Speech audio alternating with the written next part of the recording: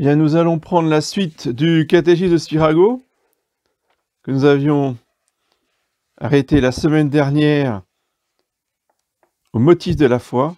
Donc, je vous rappelle, ces motifs de la foi, ce sont les miracles et les prophéties.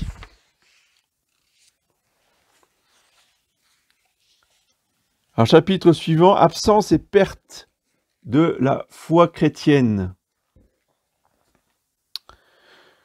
La foi chrétienne est le chemin pour aller au ciel. Tous, hélas, ne s'y trouvent pas et marchent dans de fausses voies. Non pas la foi chrétienne, les hérétiques et les infidèles. Alors, les hérétiques sont ceux qui rejettent opiniâtrement telle ou telle vérité révélée. Ceux qui détournent les autres de la vraie foi se nomment hérésiarques. Les hérésiarques sont les mythes qui rongent la robe du Christ, l'Église. C'est presque toujours l'amour-propre blessé qui fait naître les hérésiarques.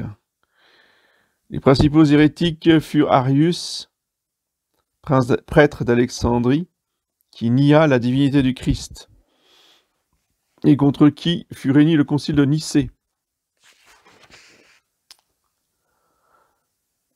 Macédonius, évêque de Constantinople, nia la divinité du Saint-Esprit, définie au concile de Constantinople. Jean Hus, prêtre de Prague, falsifia la doctrine sur l'Église, a été condamné par le concile de Constance. Martin Luther, moine de Wittenberg, attaqua principalement l'institution divine de la papauté, du magistère de l'Église et on peut dire aussi de la messe, de la présence réelle. Il a été condamné par le concile de Trente. Henri VIII, roi d'Angleterre, introduisit l'hérésie anglicane et persécuta cruellement les catholiques par haine pour le pape qui refusait de dissoudre son mariage. Et on pourrait continuer comme ça longtemps, il y en a une longue liste.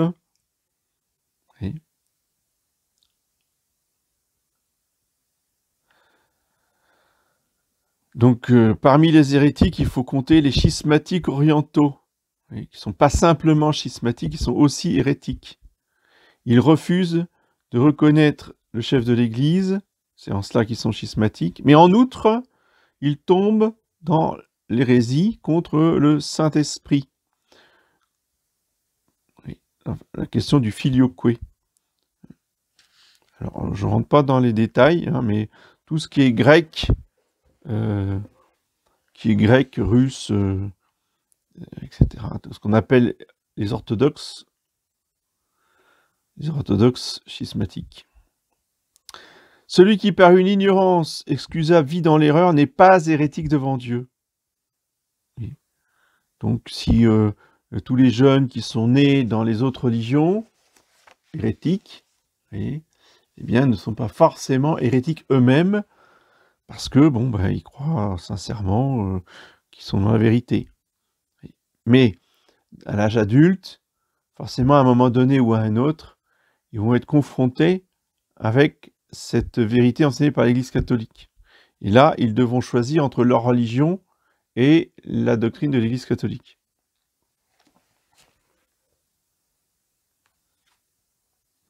Les incrédules sont ceux qui ne veulent croire que ce qu'ils perçoivent par leurs 5 sens,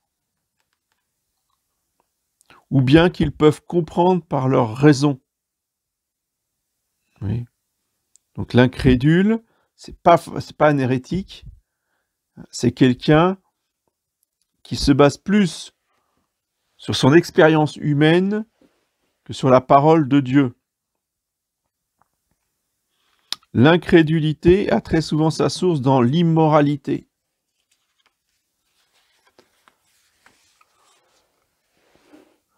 On perd facilement la foi chrétienne quand on est indifférent vis-à-vis de la foi, quand on doute volontairement des vérités de la foi, quand on lit des livres ou des journaux hostiles à notre sainte religion, quand on se fait recevoir dans des associations anti-religieuses ou que l'on contracte un mariage mixte. Ah, voilà. C'est très bien. J'en parlais avec le groupe de préparation au mariage, là, lundi, hier. Le mariage mixte expose les époux et les enfants à perdre la foi. C'est un fléau, c'est un cataclysme, c'est un très grand malheur, le mariage mixte. Oui. C'est pour ça que l'Église l'interdit. Si elle interdit les mariages mixtes, eh bien, ce n'est pas pour ensuite trouver, disons, trouver l'évêque qui va nous dispenser, nous trouver la dispense auprès de Rome éventuellement, on va monter jusqu'au pape pour avoir la dispense, pour pouvoir se marier avec un non-catholique. Hein. Voilà. C'est ce qui a fait le malheur de toutes les familles, tous ces jeunes qui se mariaient entre différentes religions dans les années 50 parce que on ne comprenait plus l'importance de la foi.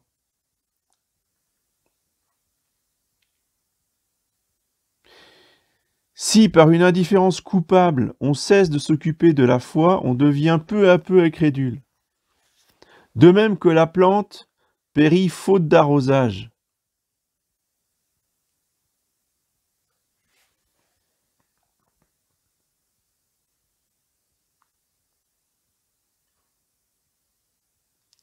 Ou que la lampe s'éteint faute d'huile. Oh, qu'ils sont malheureux ces hommes qui sont indifférents à la religion, qui vivent au jour le jour sans Dieu, qui ne prient jamais, qui n'entendent jamais un sermon, qui ne lisent jamais un livre religieux, qui ne se soucient que des choses temporelles. Ce sont les invités de l'Évangile qui refusent d'aller au banquet céleste, l'un à cause de ses bœufs, l'autre à cause de sa métairie, l'autre à cause de son mariage. Saint Luc chapitre 14. Chose curieuse, ces gens-là se regardent comme éclairés. Oui, ils ont la philosophie des Lumières, qu'ils disent. Et ils jettent un regard de pitié et de mépris sur ceux qui remplissent consciemment leurs devoirs religieux. Mais ce sont précisément eux qui manquent de culture et de science à la fois, car ils n'ont aucune intelligence pour les biens les plus précieux de la vie, et ils sont ignorants dans les affaires les plus importantes. Très souvent, ces hommes ne mènent pas une vie irréprochable. Une vigne n'est point soignée, qui n'est point soignée est bientôt envahie par les haies et les ronces. L'âme qui n'est pas cultivée par l'instruction religieuse adopte peu à peu des mœurs païennes. Le corps a besoin de nourriture sous peine de mourir. Il y a aussi une nourriture de l'âme sans laquelle elle meurt. Et cette nourriture, c'est l'Évangile. C'est la doctrine de Jésus-Christ, c'est le catéchisme. Plus ou moins développé en fonction du stade où on se trouve. Dans son entretien avec la Samaritaine, Jésus-Christ appelle sa doctrine une eau qui apaise pour toujours la soif de l'âme humaine. À la synagogue de Capharnaüm, il dit de lui-même « Je suis le pain de vie. Quiconque vient à moi n'aura jamais faim. » C'est donc faire mourir son âme déjà ici-bas que de ne pas se soucier de cette nourriture spirituelle, de ce pain de vie. Le doute volontaire sur les vérités de la foi conduit peu à peu à la perte de la foi. Et ceux qui disent qu'ils ont perdu la foi, c'est pas arrivé du jour au lendemain comme ça, on perd pas la foi comme on perd son trousseau de clés. Ah mince, où sont mes clés? Oh, j'ai ma foi, oh, j'ai plus ma foi. Non, non. Vous voyez, ça commence par l'indifférence, se laisser submerger par les biens temporels, les questions temporelles, ensuite le doute volontaire sur les vérités de foi, vous voyez, et petit à petit, on glisse comme ça vers l'apostasie.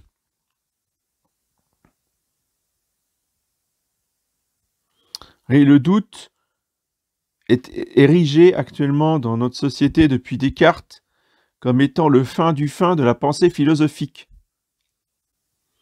Oui. Alors que la valeur de l'âme humaine se mesure à sa foi et non pas à son doute.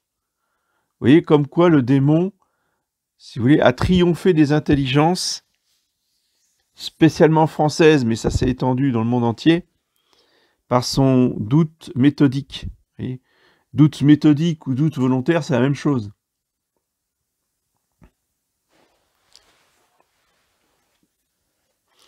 Donc le doute volontaire conduit peu à peu à la perte de la foi.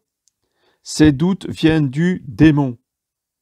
Donc, Descartes est un démon. C'est clair, c'est net, c'est précis. Un édifice, pour votre information, Descartes faisait partie des Rose-Croix. Donc, il était excommunié. C'est parti de la société secrète antichrétienne. C'était donc bien un démon. Un édifice tombe nécessairement si on mine ses fondements. On en voit des exemples dans les villes bâties sur les houlières. De même, la foi s'écroule quand on l'a ébranlée par le doute. Celui qui met en doute les vérités révélées déplaît à Dieu, parce qu'il lui refuse créance. Moïse douta de la promesse faite par Dieu de donner de l'eau au peuple qui murmurait. Il en est puni par l'exclusion de la terre promise. Zacharie douta de l'accomplissement de la promesse de l'ange, concernant la naissance de Saint Jean-Baptiste. Pour sa punition, il devint muet.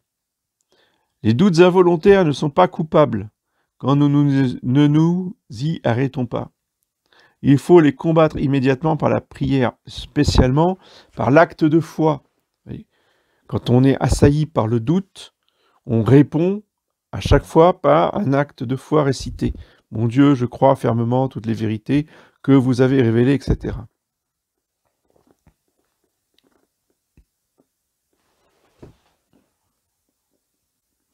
Au milieu des obscurités du doute, la prière nous obtient la grâce de la lumière.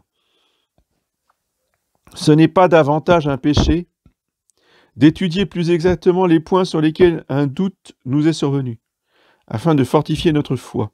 C'est même un acte de prudence et de sagesse. Il ne faut pourtant pas chercher l'explication des mystères. Un excès de curiosité ferait perdre la foi, comme un regard prolongé dans le soleil ferait perdre la vue. Donc, comprenez bien que quand on a des doutes, il faut les résoudre en cherchant les raisons de crédibilité qui font que notre foi est raisonnable. Vous voyez, c'est les motifs de crédibilité ou les motifs de la foi sont faits pour écarter les doutes. Ce qui ne veut pas dire qu'on va comprendre le mystère de la foi. Le doute écarté, on ne le comprendra toujours pas. On perd aussi la foi par la lecture des livres irreligieux. Oui. D'où l'importance de faire attention aux livres qu'on lit. Sinon, si on lit des livres irreligieux ou anticatholiques, ça doit être avec la réfutation des arguments, pour chercher les arguments, pour réfuter l'auteur, pour détruire sa pensée. Dans cet esprit-là, on peut se pencher sur Freud, Marx, enfin tous ces grands penseurs antichrétiens, anticatholiques, pour les réfuter, point par point. Mais sinon, il ne faut pas les lire, il ne faut pas ouvrir leurs ouvrages. Et le mieux, c'est de lire des auteurs catholiques qui ont fait ce travail de réfutation pour nous. Comme ça nous évite d'aller lire ces auteurs. On le lit par le biais de ceux qui l'ont réfuté.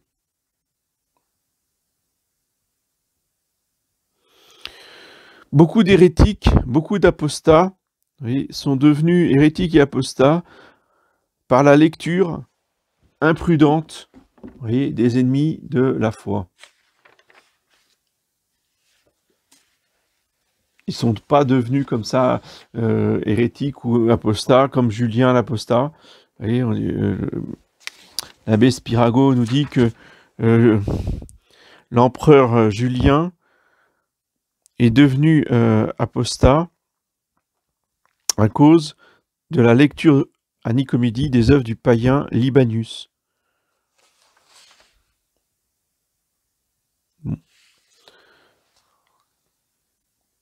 Donc il faut absolument proscrire la lecture des philosophes Rousseau, Voltaire, Renan, Zola, tous ces auteurs corrosifs, vous voyez, qui...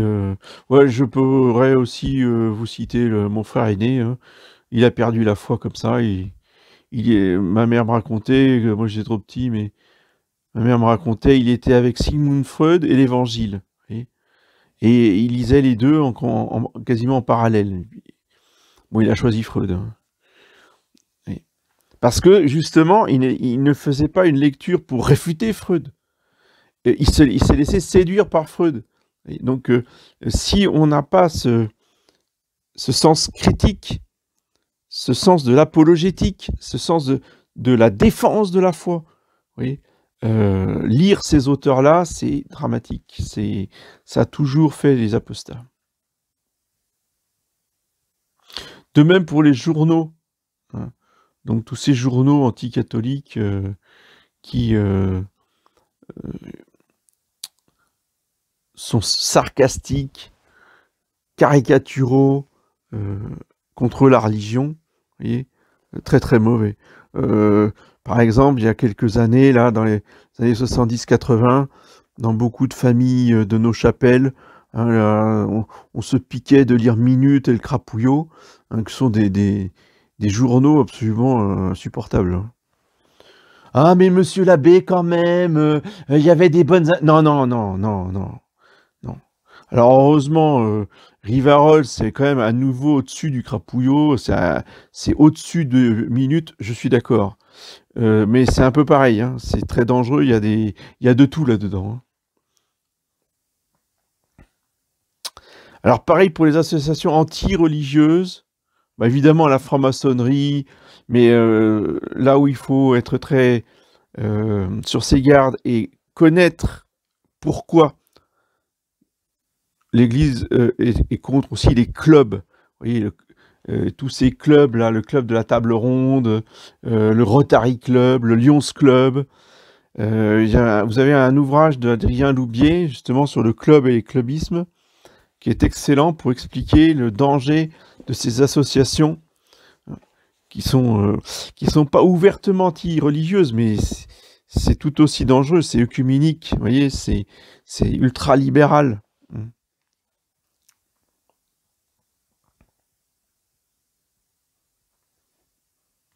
Alors, tous ceux qui meurent par leur faute, tous ceux qui, par leur faute, meurent sans la foi chrétienne, sont damnés. Ça, si on meurt en ne croyant pas toutes les vérités, j'ai bien dit toutes les vérités que Dieu révèle et que l'Église enseigne, ça, la foi, toutes sans aucune exception, sinon c'est de l'hérésie. Eh bien, si on ne meurt pas avec la foi chrétienne intégrale, oui, eh bien, on ne peut être que condamné à l'enfer.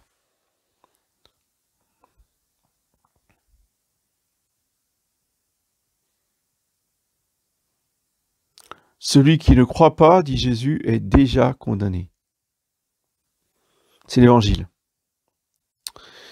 Chapitre suivant, la profession extérieure de foi. Alors, est-ce qu'il y a des questions?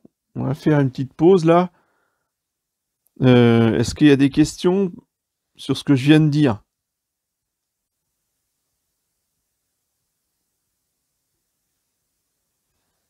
Tout est clair? Bon. Alors nous continuons. La profession extérieure de la foi. Dieu exige que nous professions notre foi extérieurement. Faites luire votre lumière devant les hommes, dit le Christ, afin qu'ils voient vos bonnes œuvres et qu'ils bénissent votre Père qui est dans les cieux. Saint Matthieu chapitre 5.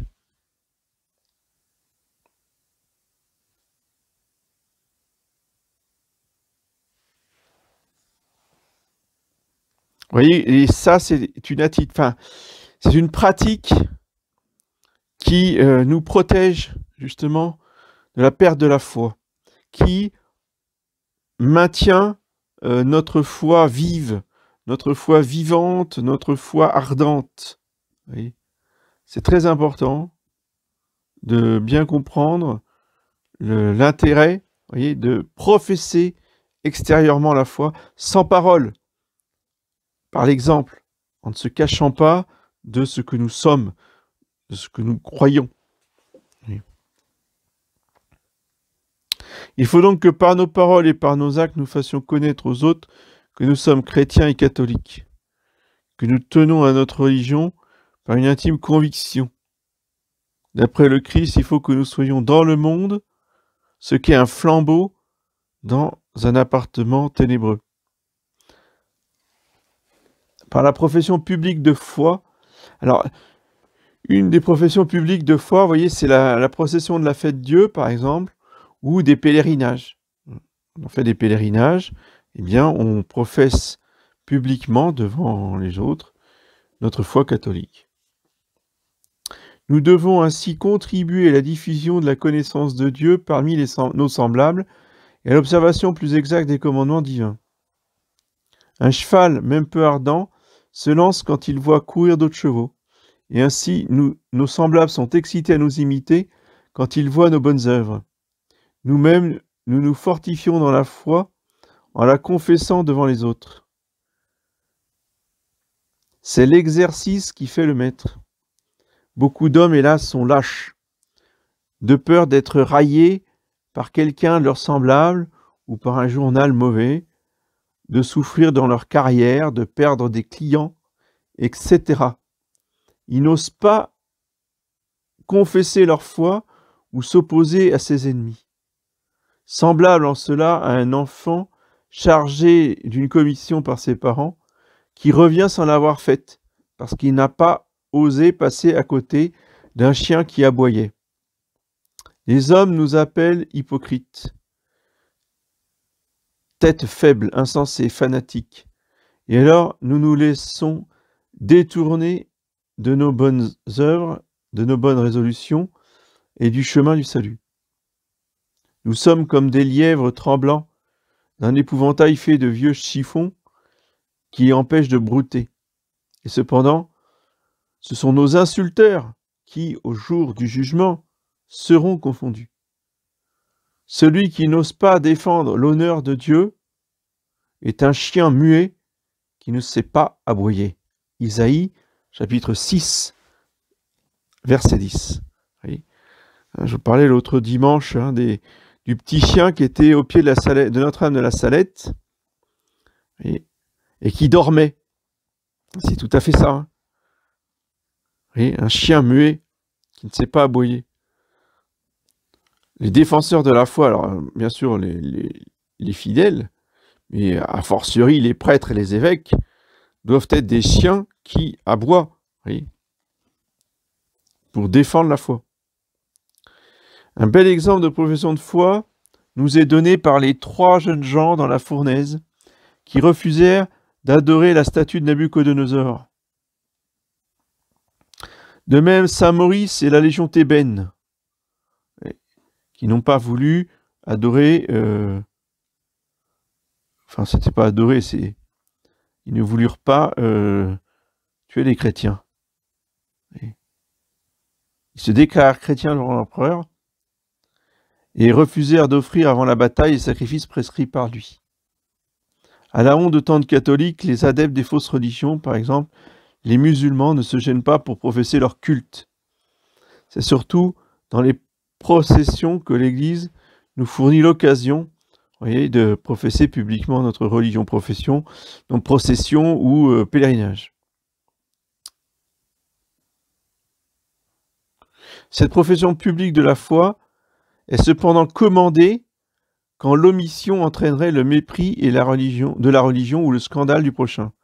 Donc dans certaines circonstances de scandale, où vraiment la religion est traînée dans la boue, on ne peut pas rester silencieux. Là, nous avons le devoir de prendre la défense de Dieu, du Jésus-Christ et de la religion. Le Christ promet une récompense éternelle à celui qui professe hardiment sa foi devant les hommes.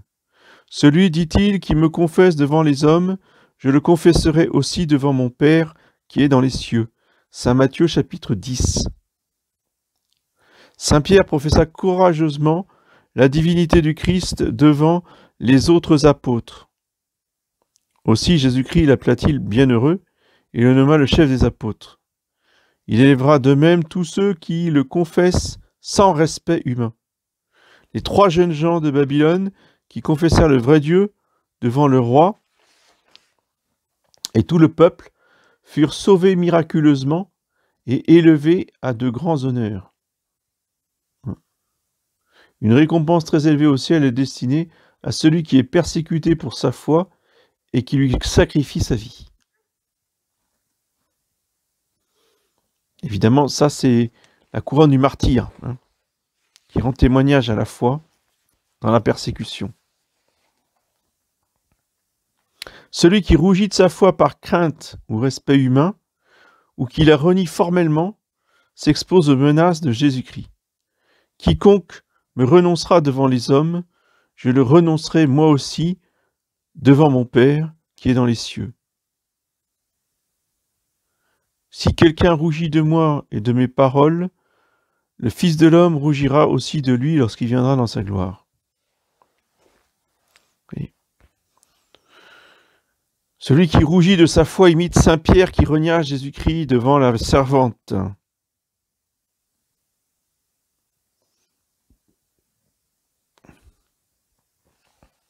C'est pour ça qu'il faut faire comme Saint Pierre.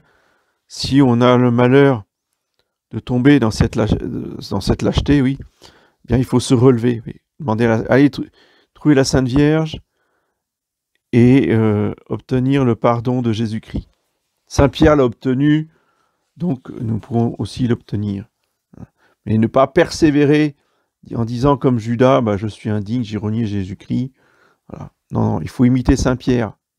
Il faut pleurer son péché, il faut obtenir son pardon par la médiation de la Sainte Vierge.